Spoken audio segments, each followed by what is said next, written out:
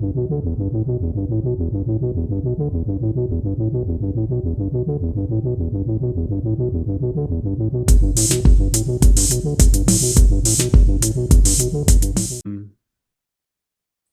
I started going to psychology, I started to learn about these emotions that I was feeling. And it really helped me start to look at myself more. I mean, I was doing it Mm. anyway, but before I was looking at my emotions, I was looking at myself as a victim, always blaming myself. And when I started seeing this therapist, I remember I think it was like 5 years in of seeing him, and I was like, this isn't going anywhere anymore. And I said to him,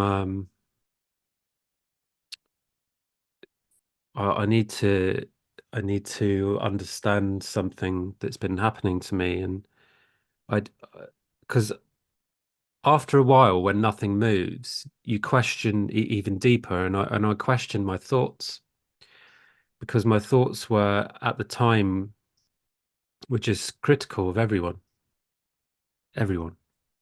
people I didn't know, even kids, even dogs, anyone that walked past me, I would criticize in my mind. And so I said to him, like 5 years in, I was so freaking angry. I was so angry when I found out because he could have told me like after a year. But it told me 5 years later. He goes, "Yeah, that's narcissism."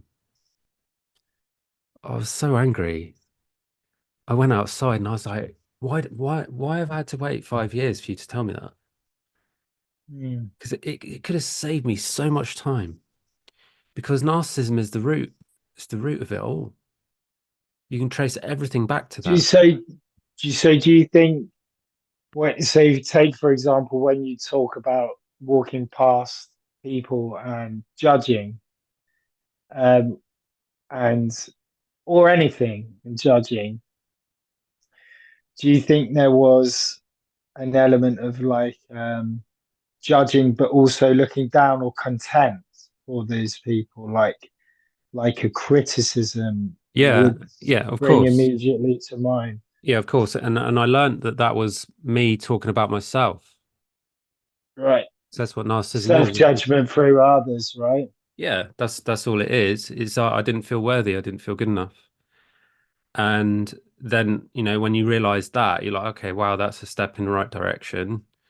But then you have to go, okay, well, why do I not feel worthy, and why do I speak down about myself? And then you have to trace it back, and it's not just you trace it back to one source. There's multiple sources. That's why it takes so long to heal. Mm. And the putting other people down. Well, you know full well, you know full well who taught me how to do that. Mm. Do you know what I mean? Mm. Mm.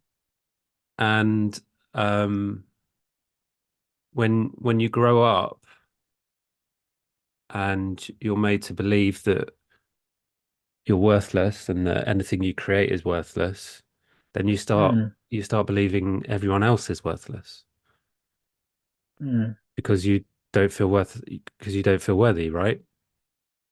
Yeah, do you think that to some degree is a justification as well? For what? So, so for example, if you feel worthless and you don't feel your life has much worth, well, then, but it's okay because no one else's life is worth much.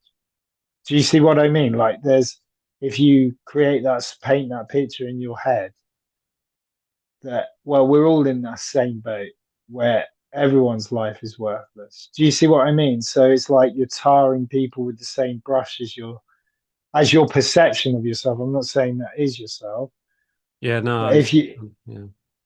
Yeah. you Um, know, like maybe it's like a coping mechanism to some degree yeah, if you've no. got this negative self-talk.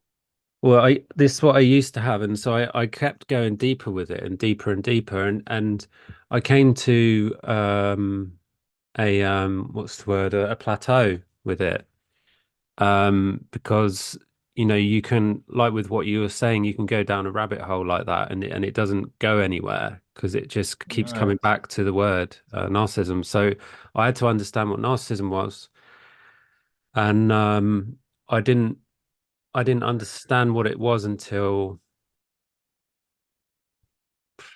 2020, so 5 years later. Right. Um, and it was through the help of plant medicine, and I realized that it's a toxic it's a sh toxic shame avoidance mechanism. And when you look at any avoidance of your heart, any avoidance of love, it always comes back to narcissism. So me not feeling worthy was an avoidance of my worthiness, right? So Mm. any attack on someone or an attack on myself, anything like that, anything at all, is a toxic shame avoidance mechanism. Always comes Mm. back to that. And then I got to the point where I cleaned all that out of my system, which has taken an enormous amount of sacrifice and time and effort and money and everything. And in partnership with my partner, with a woman, which is even more difficult. And then when you get to clearing all the narcissism out, you're like, well, where does narcissism come from? You know? And so when I went down that rabbit hole and I realized that it was ignorance,